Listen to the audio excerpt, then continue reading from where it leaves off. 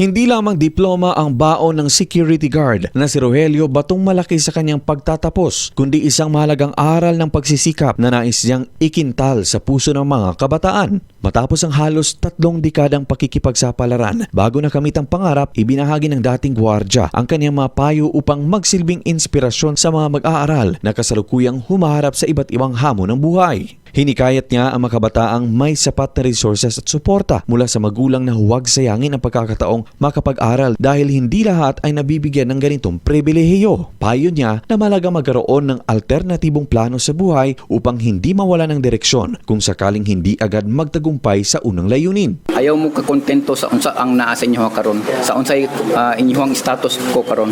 Masumingon mo nga ani na lang gid siguro ko, kubring uyamot, dili samtang buhi pata napatay kahigayunan nga mo pataas. There is no other way but to go up. Kung dugay kapuyon ta, pahuli lang sa. Naniniwala siya na sa dulo ng bawat madilim na lagusan ay may liwanag na naghihintay, basta't manatiling determinado at may malinaw na pangarap sa buhay. Ayon kay Batong Malaki, ang kanyang 26 na taong paghihintay ay patunay na ang pangarap ay maaring maantala ngunit hindi kailanman mapagkakaitan ang taong may matibay na paninindigan. Ako'y mga panahon nga kakwiton ko, kaundangon ko. Pero anak ko, kung mundang ko asa pa mong kumadto nga naman ko res pinakailalom. So kinahanglan ako ning humanon aron makadto ko sa taas.